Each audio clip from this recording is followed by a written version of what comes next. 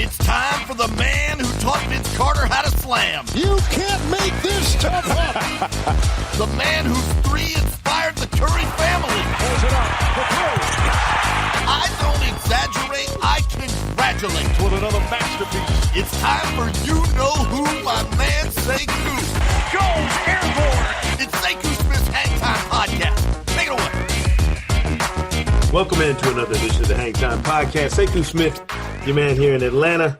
We've got another great show lined up for you, as always, here on the podcast. Loving what's going on around the NBA, and that means we got to reach out and touch some of our favorite people. We got a couple guests lined up for you today. First and foremost is the legend himself, Michigan man, Seattle native Jamal Crawford joins us on the podcast. And a little bit after that, we will talk to the newest, freshest face on the NBA.com NBA TV roster, Michael C. Wright, our correspondent out in Texas. But first, let's break it down a little bit from what we've seen with Jamal Crawford. Jake crossover with it. Oh, killer crossover. Oh, give me a One of these days you're going to get an extra point for breaking an ankle like that. It is Jay Crawford. Mr. Four-point play knocks one down. That's the 55th of his career. Bingo, bango, there he goes. 10,000 points off the bench. One of only three in the history of the game. Heat check. Noted. He's got 51. Wow. Fourth different team with 50 or more. 3 times he has won the 6th Man of the Year in the NBA. But nobody's stopping Jamal Crawford. Anything you can do, I can do. Some way, somehow, he has maintained it, and now he's putting on a show out here for everyone. I just want to get up and bow. Always good to talk to this guy. And I always make sure to point out he's a Michigan man. Don't anybody ever forget that. Don't forget that.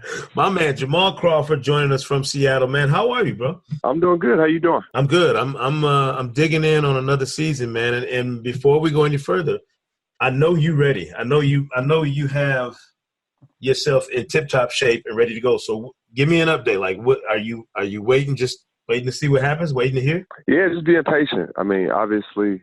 I would love to start the season. It feels kind of weird because it's the first time in almost 2 decades that I haven't, start with a team when the season starts. So it's a little weird in that regard, but I'm just staying positive and staying patient and hope for something, comes up and something worth going to. So like you said, I'll be ready. I'm always ready and in shape and ready to go. It's just a matter of, finding a situation that will, want to have me and somewhere that I think fits both parties. I've been watching social media, and Karan Butler, a lot of guys been out there like beating the drum, like, "What's up?" Yeah. Why is this guy not on a team? And it got me to thinking, Jamal. I was having a conversation with one of your former teammates, Al Horford, the other day about how long guys play. If somebody played 10, 12 years, that was considered a fantastically long career. Right now. Guys are playing into the deep teens, reaching almost 2 full decades in the league. Do you think something has changed maybe in the training, the technology? I mean, what do you think has led to this generation of players playing so deep into these careers? Well, like Al said, I think, definitely the technology has improved and is still improving. There's always new ways to recover, to take care of yourself. We have so many different people that help out behind the scenes. You know what I mean? There's so much information you can get to kind of, even when you're not with the team per se, like, at the training facility or whatever, you can read up on, they give you information. So there's different things you can do to help recover. But like I mentioned before, I think the physicality of the game, not being as physical, it's not as taxing on your body, so with that, I think you play longer as well. As long as you stay in shape and stay active and stay doing what you do, I think you have a better chance of playing a longer period of time. So much of it is now the amount of money, time, and energy everybody spends, even outside of their team, in physical preservation and training and off-season. Like, I know you play ball year-round. Oh, yeah. Been out there in the summer. There's no days off. Yeah, you playing all the time. How do guys not break down playing as much basketball as I know y'all play? Because even when, a team could tell somebody, hey, man, take a month and relax, and you had a long season, just chilling. Like, y'all go find a game somewhere. Well, see, the way I always looked at it and viewed it was a little bit different. I looked at it the opposite way. So obviously, you know, let's say you're in New York and you have a job there and you're based there for a year, right? Mm-hmm. But you were living in Los Angeles the whole time, so you took that job in New York. Well, when you come back home to Los Angeles, you know, in the summer or whatever, and you haven't turned on the lights in the house or started the car in a year, or, you know, a long period of time, they may not work as smoothly. The lights may pop, or the car may need a jump. You know what I mean? So the way I look at it is, as long as you're already in shape, you keep your body going, even if it's not the same intensity level as the NBA games. As long as you're playing, you're doing yoga, you're staying active, I think it's better for your body. You know, it's not the shock to your body when you take a month off or 2 months off to come back and then things start hurting and not working as smoothly or as properly. So for me, I've always looked at it that way, and it's worked. You know, going on almost 2 decades, I would say that was one of the main things that kind of worked for me. Yeah, that's interesting, man. I think it's just a really interesting topic. I'm going to explore it deeper this season, too. I really am. I'm going to start talking to some vets and guys who play deep into their careers to find out what's been the key, what worked for them specifically. You're a guy who didn't transform physically. Like, you didn't gain 35 pounds before, you know. No. You see some guys that come in the league and look one way and they get that man weight on them. Like, you know, I remember when LeBron first came in the league and he was already a physical specimen, but what he has become since then morphed into, right? Yeah. Yeah, it's just mind-boggling. How did you not pack on all that extra poundage and still stay as viable as you have all these years? I know everybody knows you like the crossover king. I mean, that's not the handle has always been next level, but was it strictly about skill level for you and just knowing how to continue to hone those sharp skills, or was it something else? Because you obviously, like you said, you never weighed 220 pounds. You never got huge. Yeah, my quickness was more of an advantage. I realized that I wasn't going to be, you know, have the LeBron physique or, you know, even Michael Jordan for that matter, because he was 6'6", 198 at one time. Then he got to 214 after taking those beatings from the Knicks and from the Pistons, and he got stronger. And I wasn't going to be able to put that kind of weight on. So I said, how can I look at it another way to kind of fit my game and fit, you know, how I play? And I thought just being quicker, being more crafty, you know, I thought, and that goes into the skill set as well. And then after that, I've seen the NBA kind of transform as far as, like I said, the physicality. So now if you can shoot the basketball and if you can handle the basketball, in the NBA, you're kind of unguardable, you know, because it's like, okay, if he's a shooter, run him off the line, put him on the ground and make him make a play. Well, if you can do both those things, well, now you're unguardable, you know. So I thought you would always have success as long as you can kind of do both those, kind of cover both those main bases. If you can shoot and you can dribble and make plays, I always thought there was a place for you. And, you know, you see guys now, you see Steph Curry, you know, you see Steve Nash winning 2 MVPs, you see Steph Curry doing the same thing. And it's just like, you know, when those guys aren't the biggest guys, or the most athletic, or, you know, but they're so skilled and they're so crafty and they know angles and they know how to manipulate the game, so to speak. So, you know, I thought I could kind of fit in that mode rather than be a physical specimen. Everybody has a different kind of path. It's just very unique. I mean, you've had an interesting journey in that you have played for several franchises that have a very interesting history. You played for a Warriors franchise that, for anybody that's not 17, this might be breaking news to you, but the Warriors have not always been. They did exist, right? Before. You know what I mean? Like, I know it's hard to wrap your head around that if you're a team. It is. There was a time when the Warriors weren't championship caliber. You played for the Clippers, who don't have the greatest history in terms of being a how strange is it to you now, looking at what the Warriors have been and continue to be potentially into the future, and what the Clippers are now, knowing what you know about those cities, playing for those teams, those franchises, and what the view is of them now, as of right now, in terms of where they are? So when the Warriors, to answer the first part of that, the Warriors, I was there right after the We Believe, right? So that was after Baron Davis, Monte, Steven Jackson. Those guys were there, and then Baron left. So I still got a chance to play with Jack and with Monte and those guys. But the one thing I respected so much about them is, even though we were going through a tough time when I was there, because I came over, you know, right after the season started, the fans were there every single night. Like, their energy, I was like, this is unbelievable, because we weren't the We Believe team. We were kind of in transition, you know, and it was just to see the energy, and it was electric in there every single night. I'm like, wow, if they ever get back to that We Believe era, it's going to be crazy. I didn't foresee obviously the championships and the run they've been on, but I just knew the fans were always there. So I've always respected their fans, and obviously they gained a lot of new fans as well. I'm into that arena every single night. I had nothing but respect for it in that city, and obviously they'll go down as a dynasty. 20 years from now we'll talk about them. All the finals appearances. In a way, they kind of changed the way some kids and how basketball is viewed. Because for a long time, it was like, oh, you can't win a championship being a jump shooting team. Right. These guys got two of the best shooters ever. And then KD came. And now you got three of the best shooters ever on one team, and they won that way. And so I think they'll be talked about and appreciated a lot more, decades down the line. And then with the Clippers, obviously everybody kind of knows their past history. Even before I got there, from the Ron Harper era and then moving on up and then going to, Blake and DJ in the Lob City. Right. We felt like when I was there, we had this chance that these guys have right now to win a championship. People forget the year we got up 3-1 on Houston that we beat the Spurs in the first round. And the Spurs had just won the championship the season before. Unbelievable. So we felt like if we could beat them, we could beat anybody. Because they won the championship against Miami. You can look it up. I think they were like 22-3 to end the season. Yeah. So they were peaking at the right time. And I remember Zach Randolph, right? We played Memphis late in the season. I was like, Zach, who do you think you guys are going to match up with? It was probably the last game of the season, one of the last games. He was like, man, I don't know, but I don't want it to be San Antonio that first round. So everybody was like, nah, we don't want them. Right. And we ended up playing them as one of the better first round contests I can remember in recent history.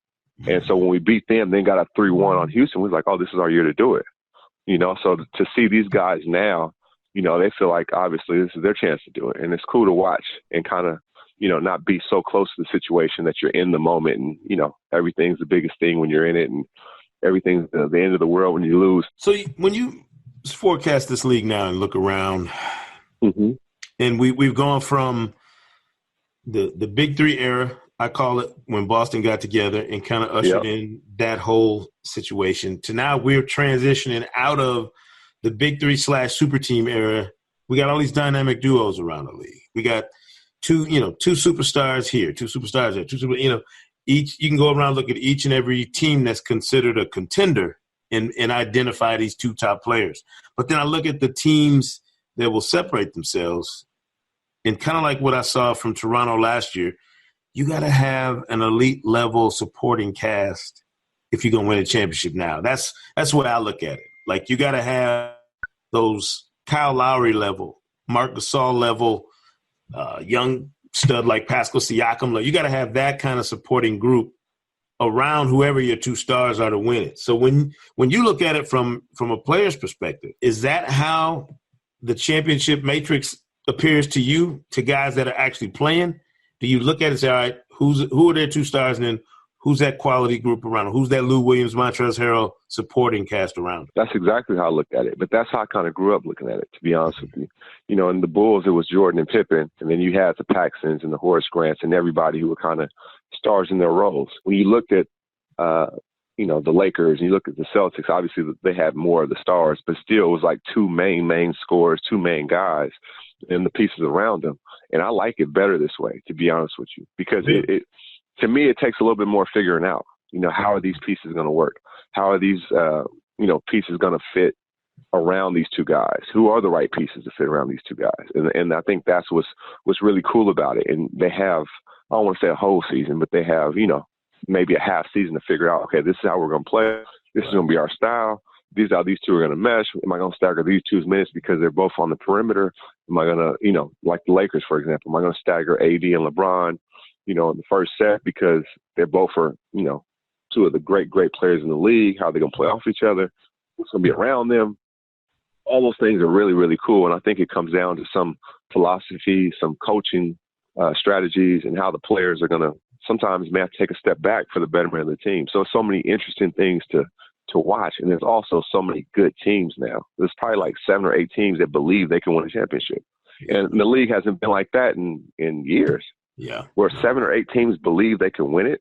And that's what makes it more competitive, and it makes it cool. So I'm watching every game and just watching different matchups and different things. And it's really cool to see. And I think the league's in a really good place. You're on a certain part of your career after all these years in, but when you look at the young players, and I know you are plugged in with so many of them, but who are some of the young guys that you really enjoy watching in today's NBA and that are on the scene now? And like I said, I know you know all of them.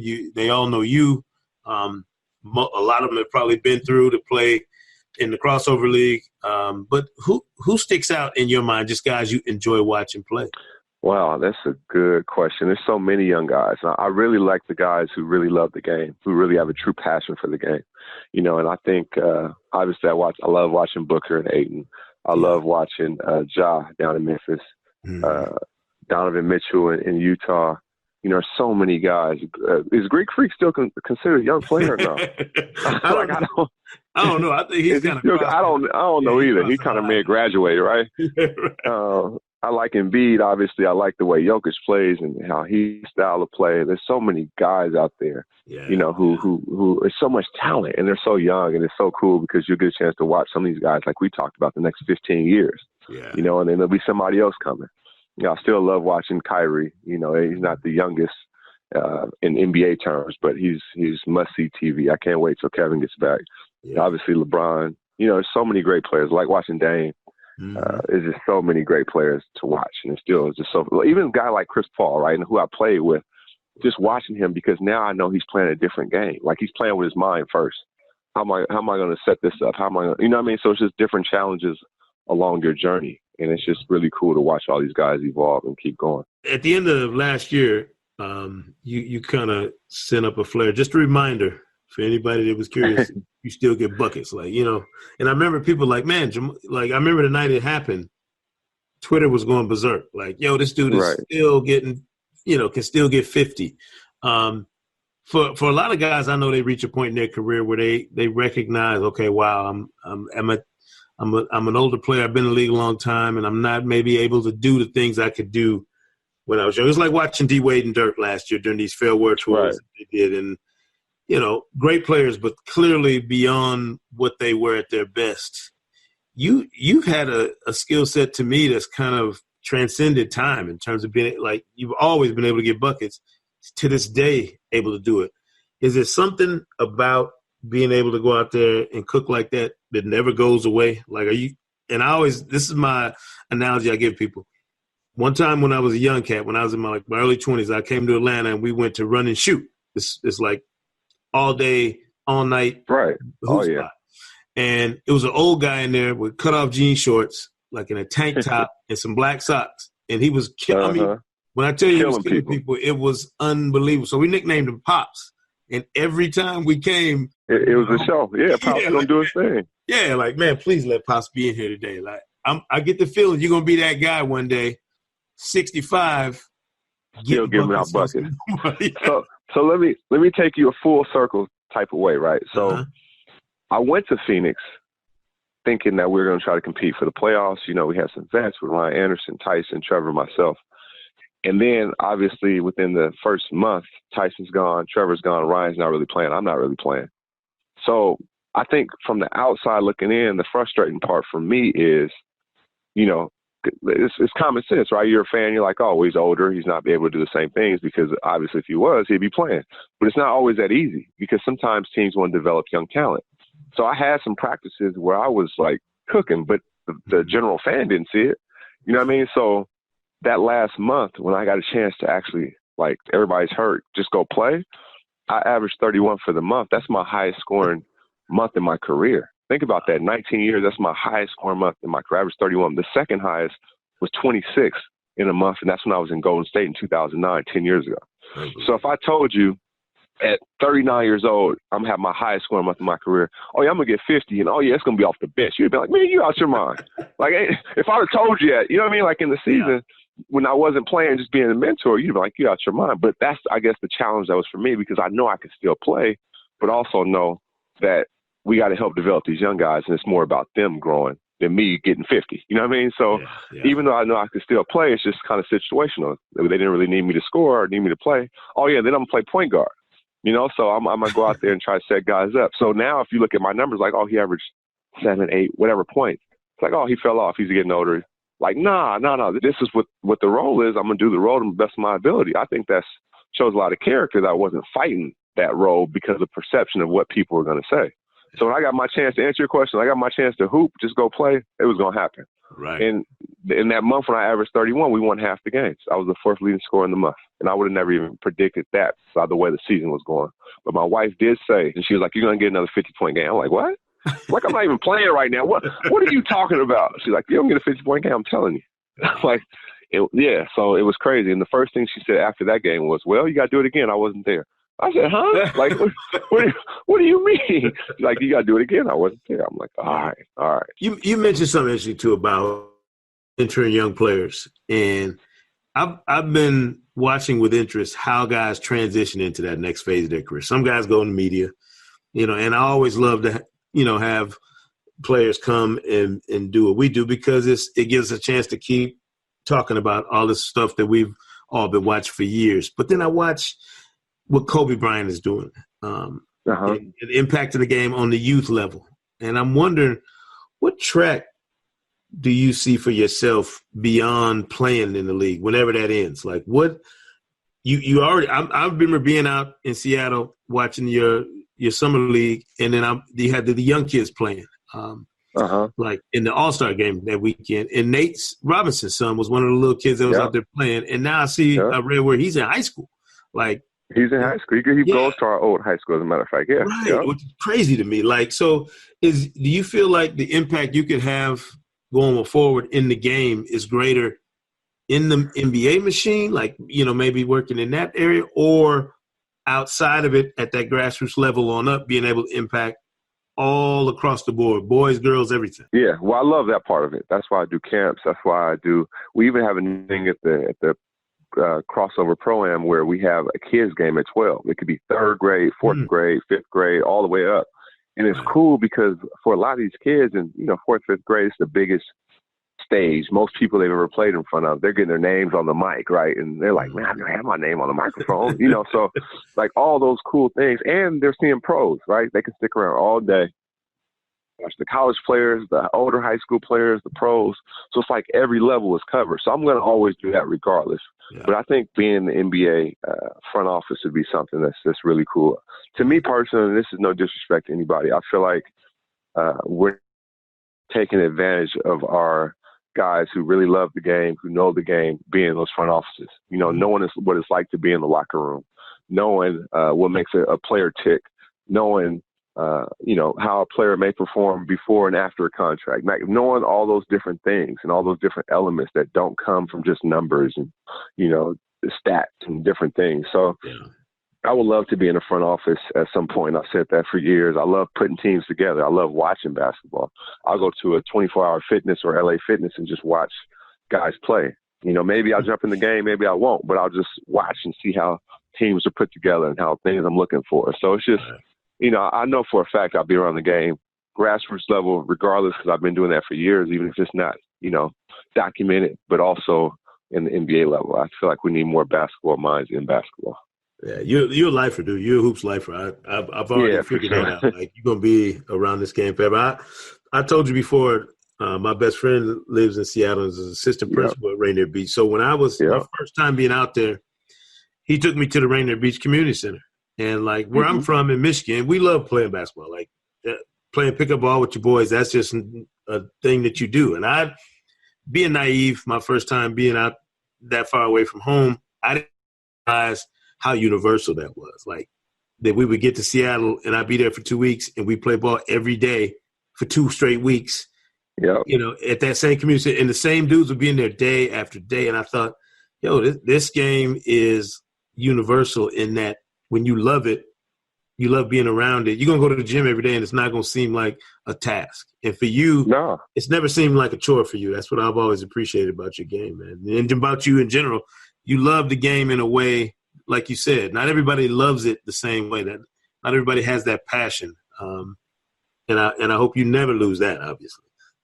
Oh, no, I'll never. I have a T-shirt that says Ball's Life, and I wore it. My wife was like, that's an understatement for you. Like, for me, it's a whole different love. Like, it's a whole different anything, and it'll always be that way. And it's just, it grows stronger, and there's different ways to kind of channel that.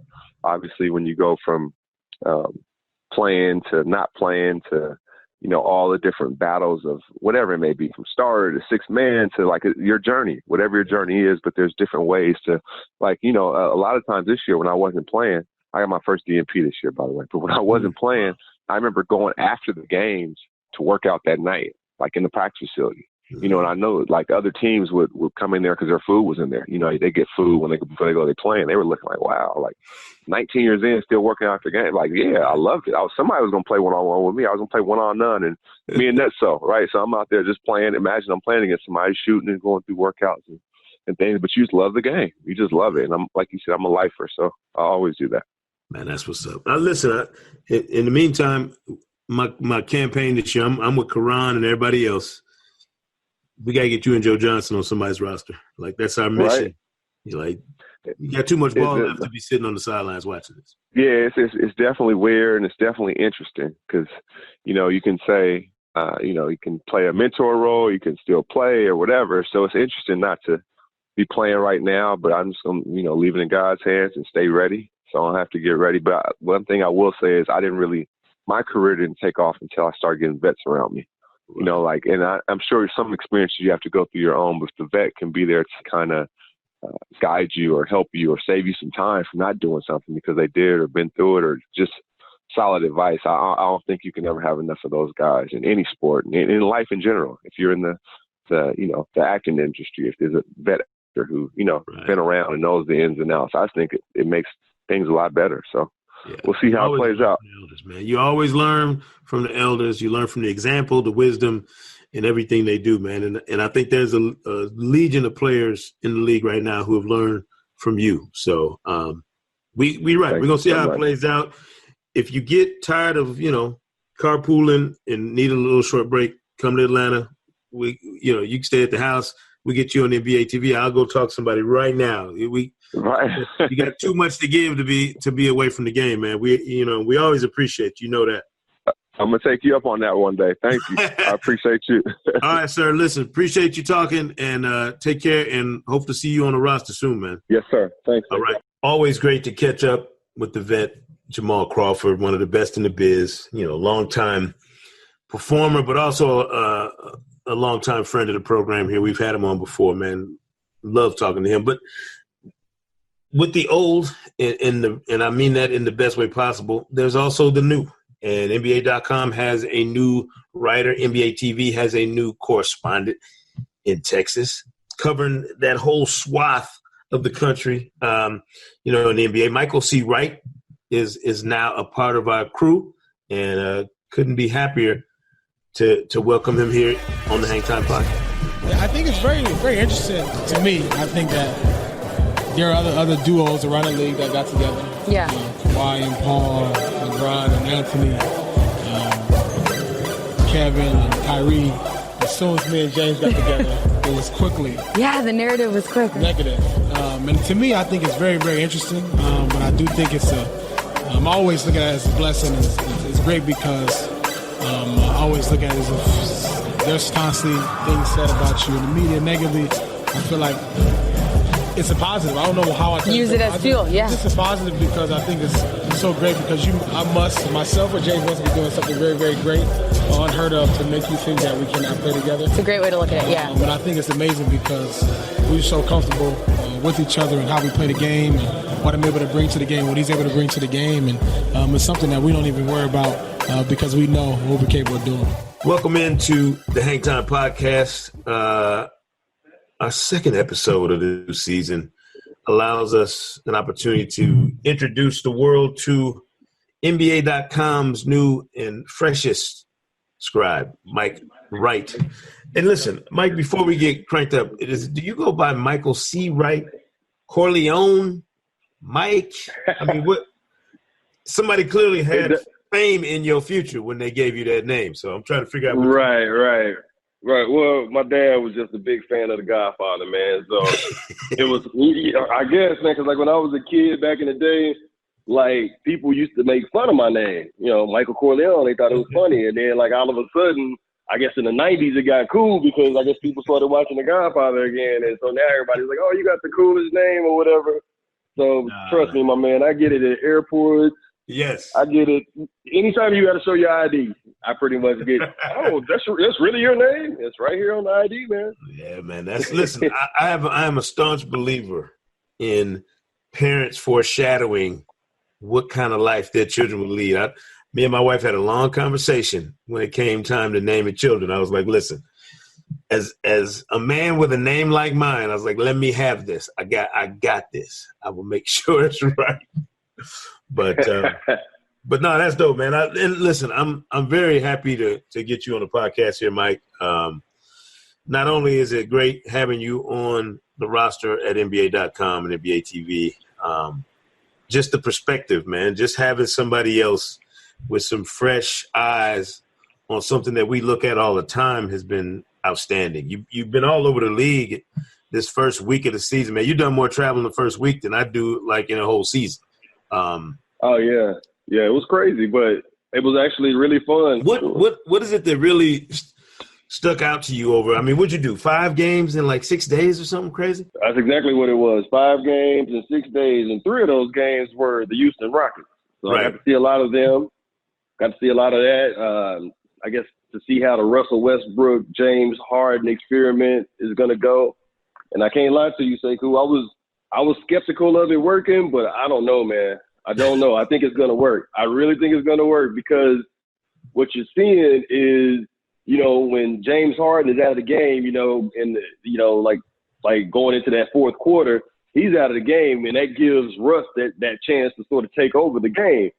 And then he comes back about midway through the fourth. James comes back, and now, Russ is kind of, he's gassed up. He's ready to go. And the next thing you know, you see James throwing Russ lobs and stuff like that. He's cutting to the basket and making plays that way. So, like I said, I was skeptical because both of those guys are really ball-dominant players.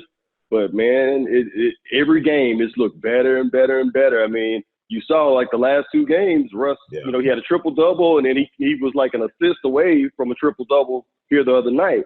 So I'm telling you, man, that's something to watch out for. Everybody thought that, that would be a combustible relationship.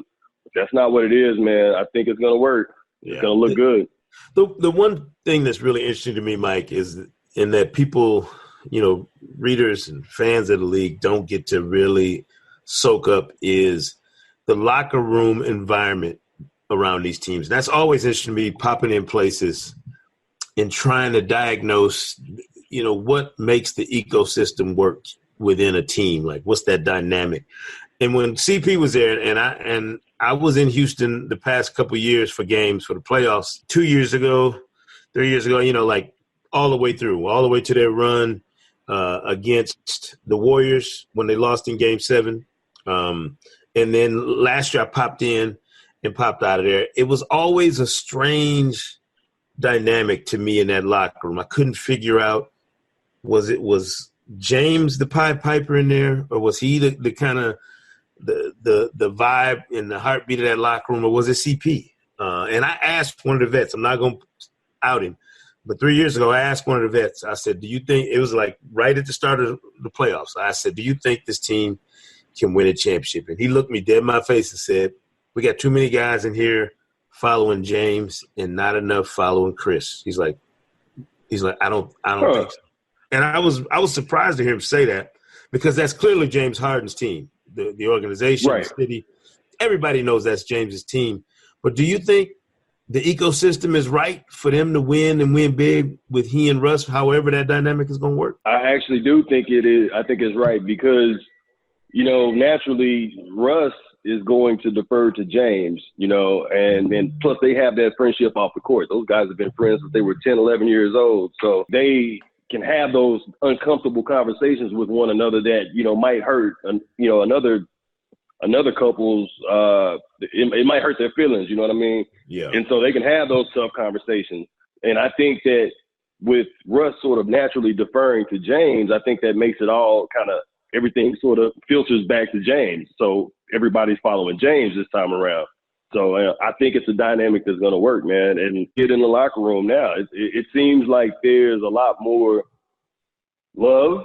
Everybody's having a good time in the locker room. Thinking the vibe was a little weird because Chris's locker is across the thing, and then James is right when you come in, right? And you did, so it seemed like it was split a little bit. So yeah, I'm with you on that. I think I saw the same thing, but this time around, man, like I said, it looks better and better every game. Like they're gradually figuring it out, and I think that is one thing that it's only going to get better as the season progresses. Because again, I didn't think it would work. But, man, you're seeing, Russ is driving and he's kicking, and he's never had all the shooters around him in Oklahoma City that he has here in Houston.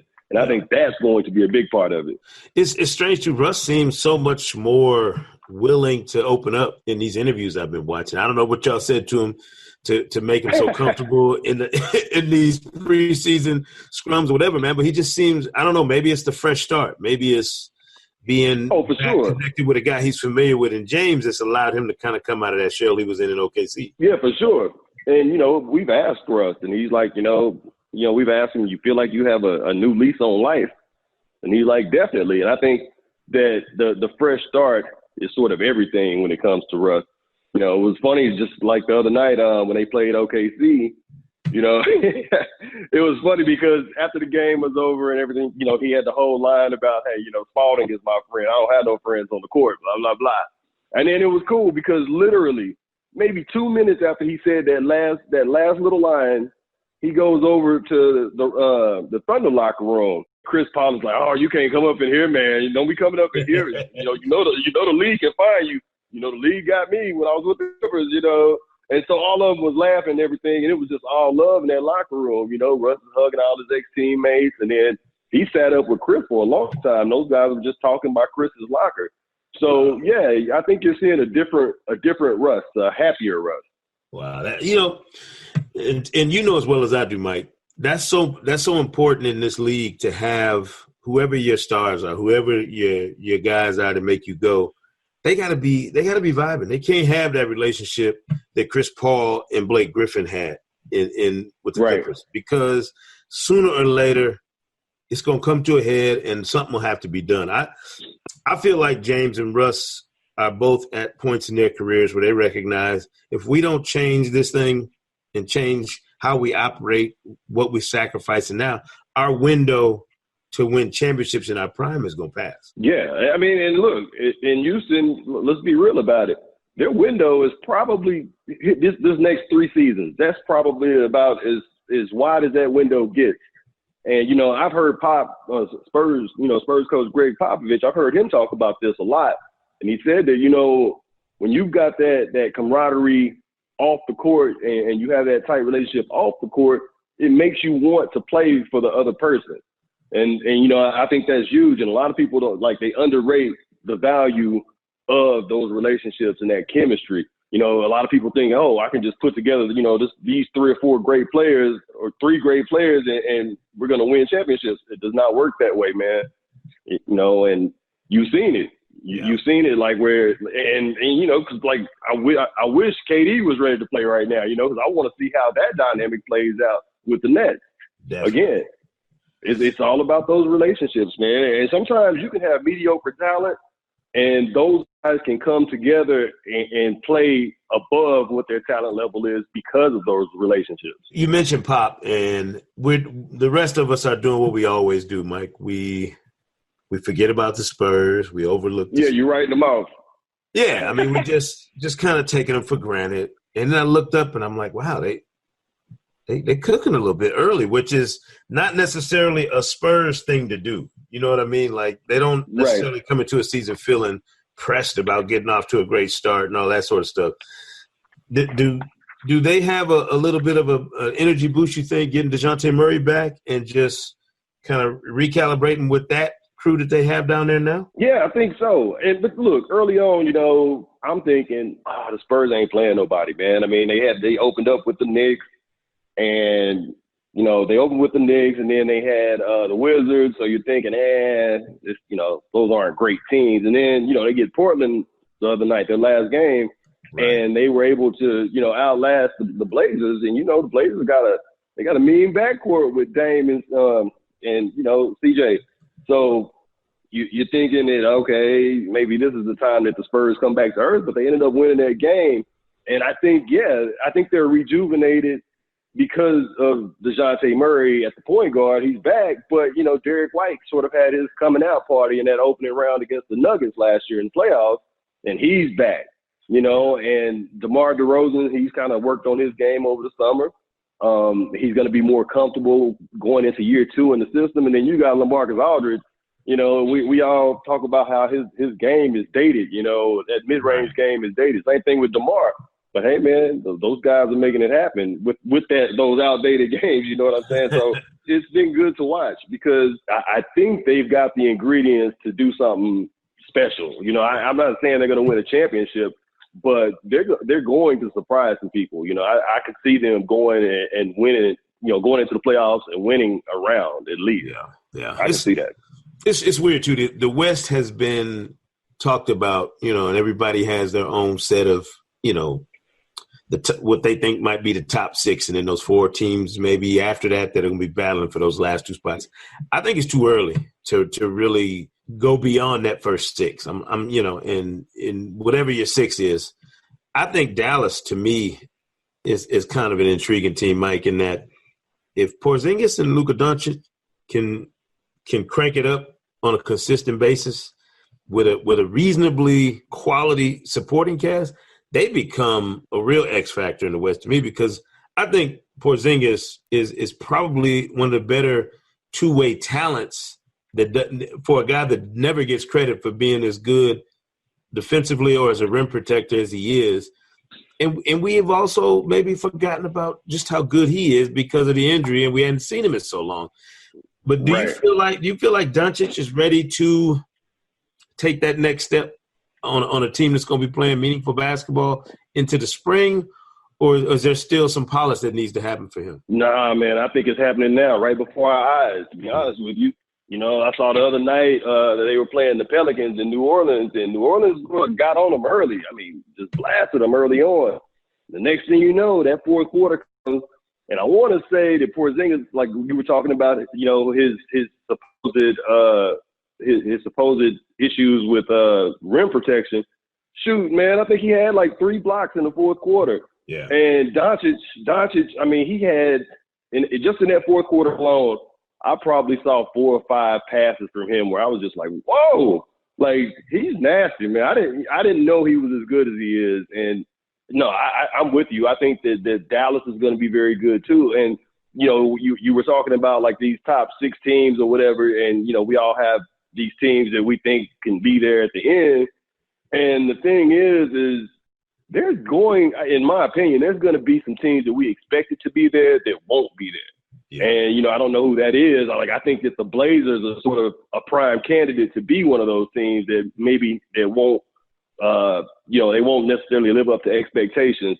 I'm not saying they would, that's going to happen, but I'm saying they seem like a prime candidate to be one of those teams because, like you said, the West is nice right now. And even New Orleans, man, New Orleans' record is not indicative of the type of team that they have out there right now. I mean, they've been playing without Zion, and then, Drew Holiday's been hurt too. Yeah. And, man, Brandon Ingram, man, I don't know how much attention you've been paying, but he's been playing his butt off, man. He's been playing his butt off. And, you can tell he's playing with the chip on his shoulder because of, getting traded from the Lakers and everything and the contract stuff.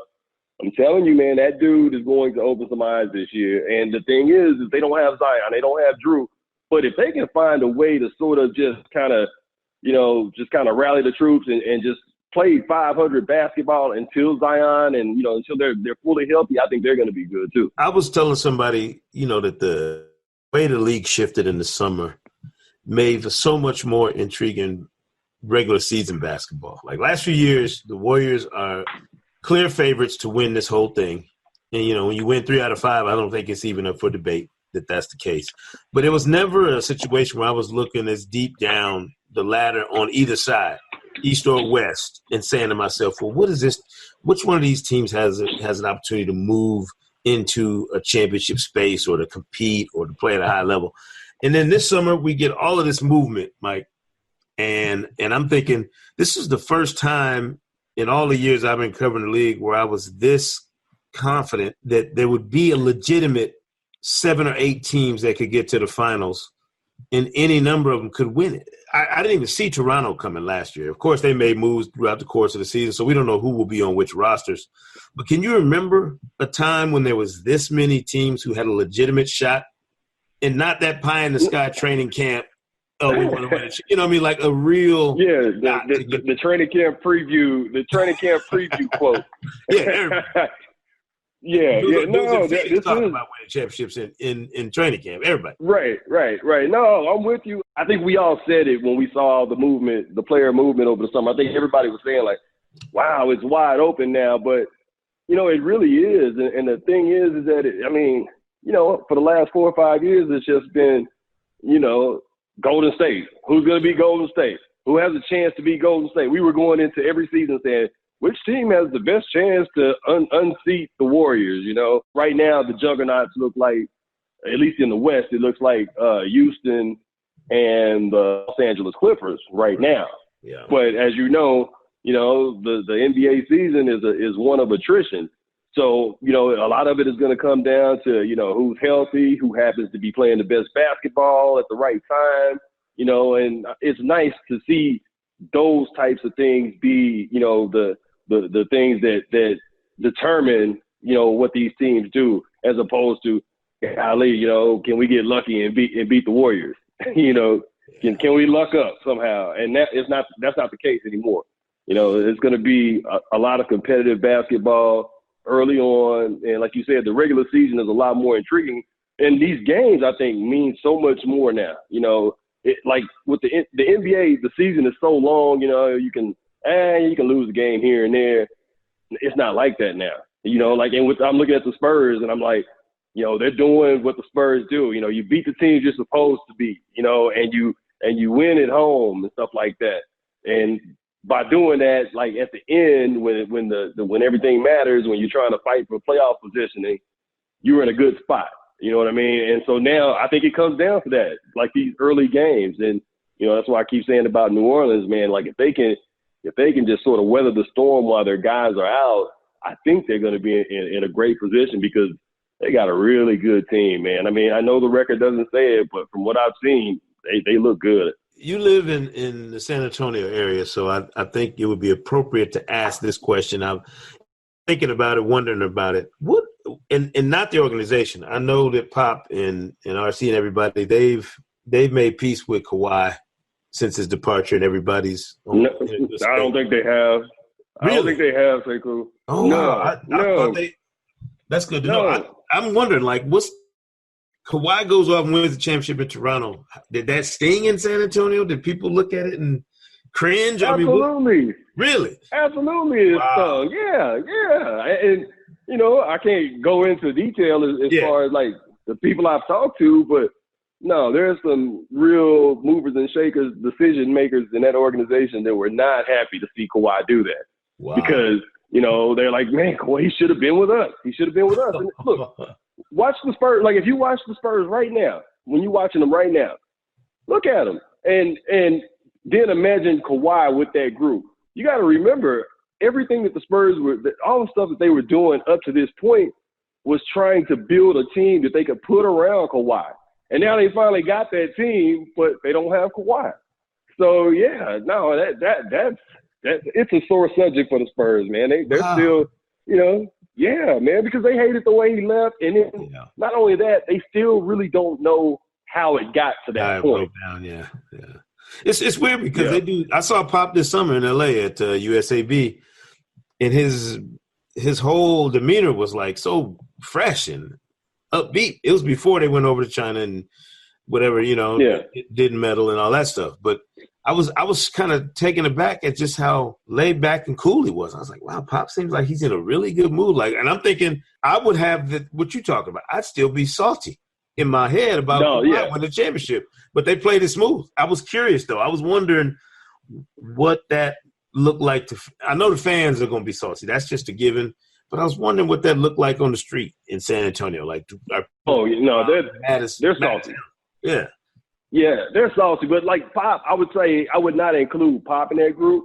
Yeah. You also have to kind of look at Pop's life circumstances, Over the last couple of years, he's had a really rough go. I mean, he lost his wife, you know, and then, you know, and as a matter of fact, because like when media days started up, that was one of the questions, like, Pop, how are you doing? You know, you've had a rough go. How are you? And he was just telling us, he was like, you know, all of us go through things in life or whatever. And, you know, it's always great to have friends and people that support you and love you and stuff like that. And, you know, if the worst thing that ever happens to you is losing a basketball game or not winning the championship, if that's the worst thing that happens to you, then you've had a great life. Yeah. And so, you know, that's just Pop. Pop has that life perspective about him. So, no, he's not going to be too salty about it. But I guarantee you, there's plenty of people in that organization that did not like to see Kawhi winning another championship with another team. Wow, that's interesting, man. I was on my mind too. I was like, I'm gonna make it a point to ask you about that, because I was really wondering. You know, teams are good about putting on the good, you know, the right face about things, but right. You always wonder behind closed doors, is it a sore thing? And I would be fuming. I'm telling you. If I'm a Spurs fan or a part of that organization and I watched what Kawhi became once he left, oh, man, you're talking sick. Because I was telling somebody this, Mike, earlier in the year. There was a time when people were trying to make this argument that, well, man, Kawhi is right there. You know, he surpassed everybody. He's the best player. And this was during the playoffs last year in the lead up to the finals. Even after he won MVP of the finals, I was still pushing back. I was like, I don't know. And then I watched that opening night game between the Clippers and Lakers. I was like, you know what? Maybe I was like, this dude might be the alpha right now in the league. And I'm here for it. I do the MVP ladder all season long.